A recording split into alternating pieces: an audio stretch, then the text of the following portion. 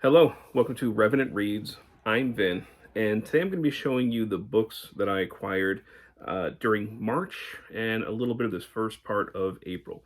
And there are quite a few books here, so I'm going to go through them kind of quick.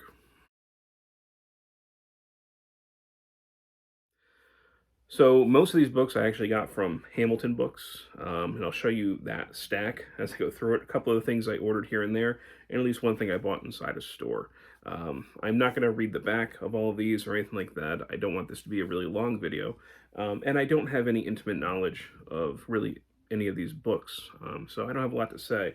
But they are all things that piqued my interest, and of course, showing you my haul in case you have any insight you can offer.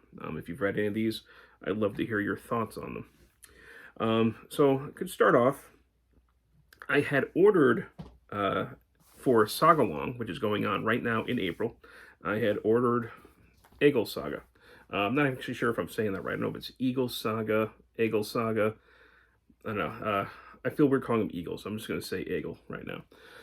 And this is for Saga Long. You can see I'm currently reading them about halfway through it, and I'm really enjoying it. I had ordered this from Amazon, but the first time it came, they sent me the wrong book. Instead, they sent me this, Our Man in Charleston, Britain's Secret Agent in the Civil War South by Christopher Dickey.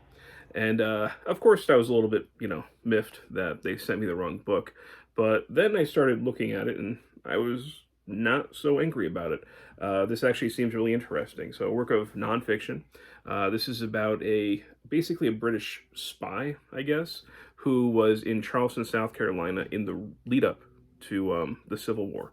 And this is the correspondence that this British secret agent was sending back to Britain. And essentially, it seems to be that he was cautioning Britain against trusting the South and saying that the South is not who we should be allying with. We should not be trusting these people, et cetera, et cetera. But this just seemed like really an interesting thing. I didn't want to send it back, so I kept it. So yes, this one I got on purpose. This one was completely accidental, but a pretty happy accident for me. And in relation to Egil Saga, one thing that I can show really quickly, this past week, actually just 2 days ago, took my kids to New York City. We went walking around. I showed them the New York Public Library, hung out at Bryant Park, took them through Times Square. Then we ended up taking a cab to the American Museum of Natural History, and then walking back through Central Park and Fifth Avenue. Just kind of a little, loop around Midtown Manhattan. And they certainly enjoyed it. It was a lot of walking, but they had a lot of fun. And we ducked into the Fifth Avenue Barnes & Noble, which is not too far away from Grand Central Station. And I ended up picking up this, Sagas of the Icelanders, one that I've been wanting to get my hands on for a long time. I'd seen that it was, last time I had looked on Amazon to order, it didn't even seem like it was really available anymore. But I saw this there at the store, and I picked it up. And just a collection, not a complete collection. There are many sagas and writings that are not inside this collection.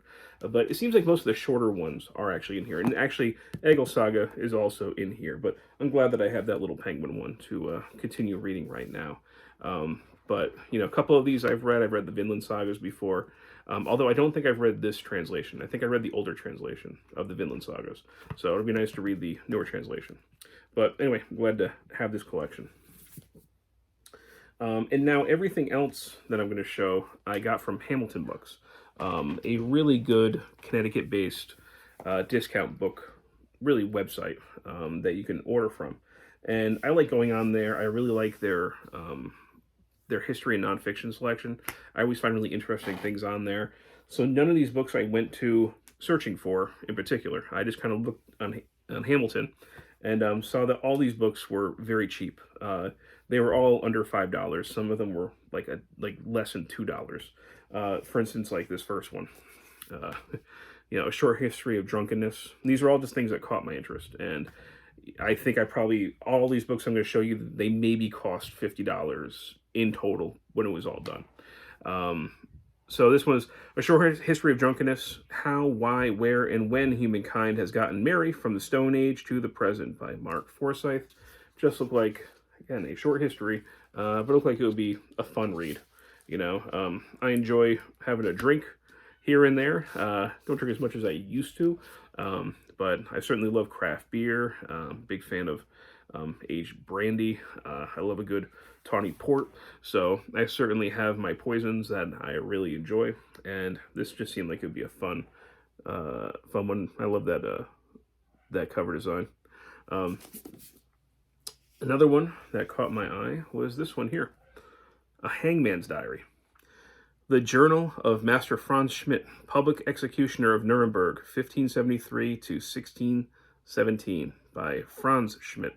So I don't know if there's... so I'm guessing that's just the guy's name, not like an editor or anything like that. But this just seemed really interesting. Again, it's a hangman's diary. We do have a couple of, looks like, illustrations here and there. Sorry, I just saw one.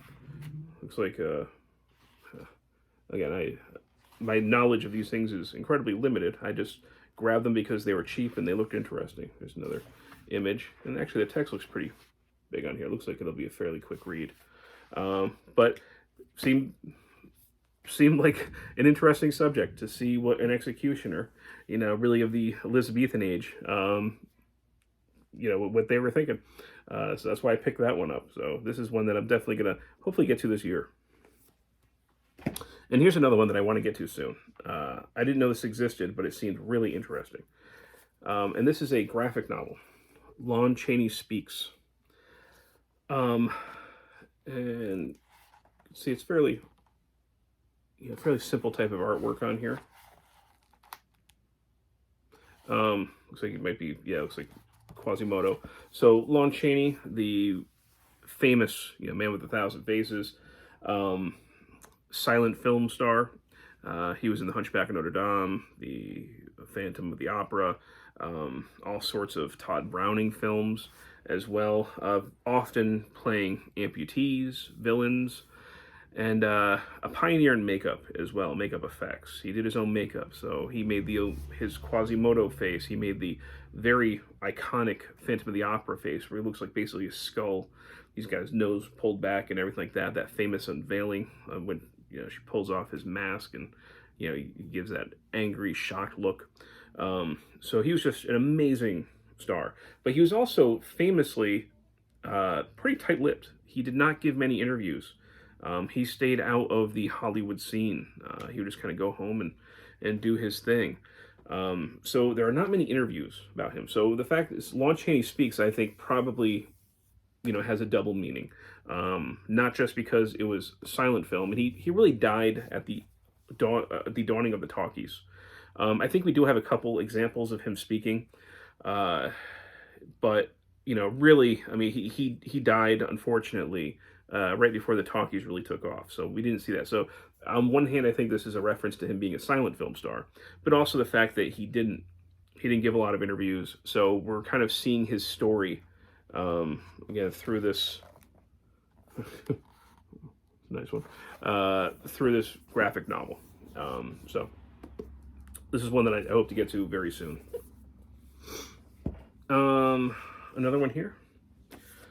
A Demon-Haunted Land.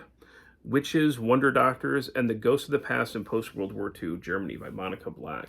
I am somebody who's a big fan of horror, and not just the horror genre, especially the film genre. That's really what I end up mostly focusing on. I still consider myself very much a novice when it comes to horror literature.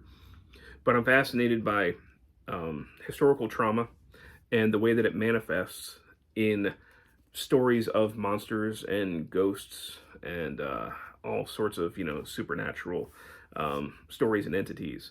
And this just seemed right up my alley with that. Seeing how basically the trauma of World War II, how it manifests itself in the years afterwards with things like witches and everything else. So again, I don't know a lot about this, how well it's done, but it was cheap and I grabbed it. This next one is a book that I was looking for a while, and I was glad to find really excellent condition, actually.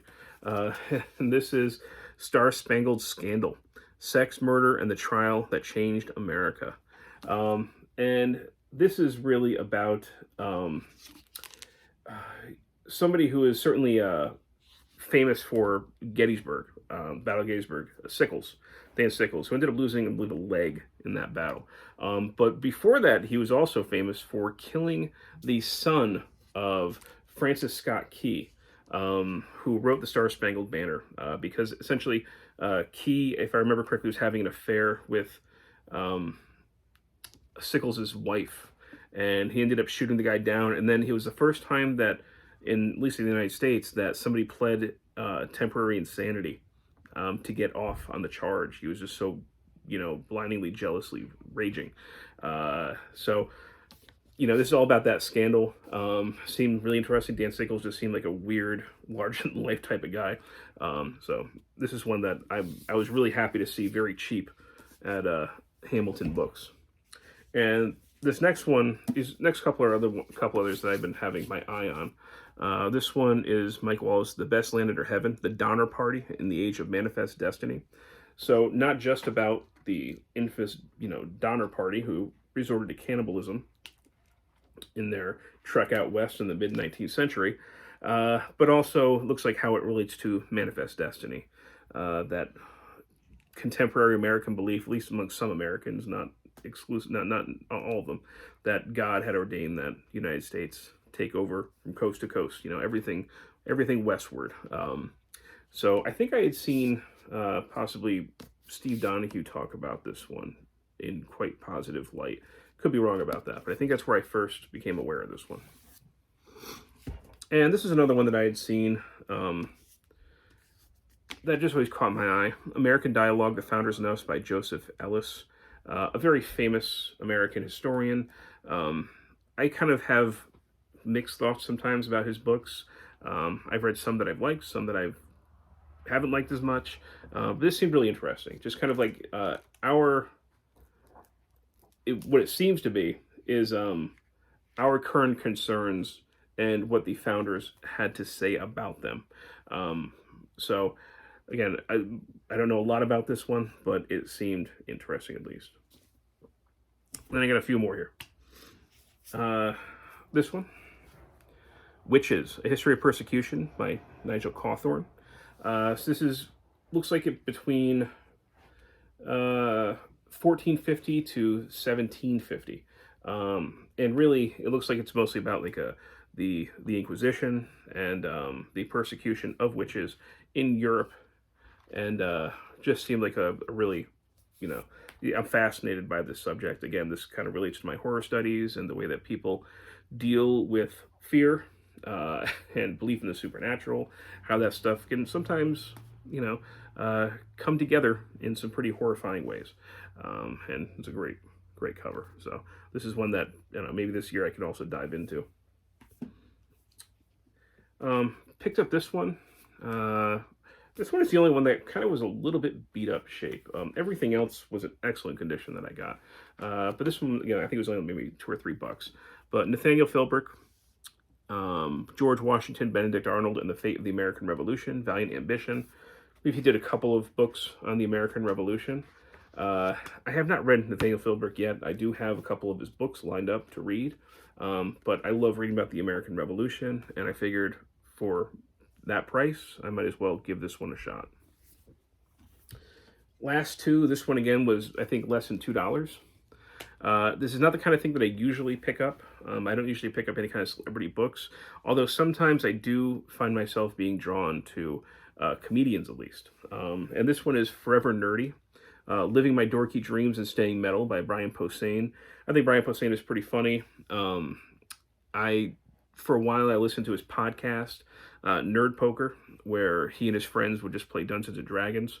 I've got a real kind of love of some tabletop RPGs. And what really interested me about the description of this, at least, wasn't necessarily learning about Brian Posehn's life. I'm sure that'll be entertaining and everything else. But more about, he's going to talk about, I believe in this book, how nerd culture changed over time. And that's more actually what I'm a little bit more interested in with this book. How, nerds basically went from being the outcast to being the Hollywood, blockbuster icon, how nerd culture became something to be embraced, and what his experience was with that. So that's the kind of thing that I'm mostly interested in with this book. And the last one, this is it. Um, Another kind of interesting one, Erotic Fantasies, A Study of the Sexual Imagination by Doctors Phyllis and Eberhard Kronhausen. Hopefully I'm saying that one right. So what this appears to be, it's not just like an anthology of erotica. It is that, but it seems to be an anthology of erotica over time, and they offer commentary about the time period and what was going on, I guess, to give it some historical context.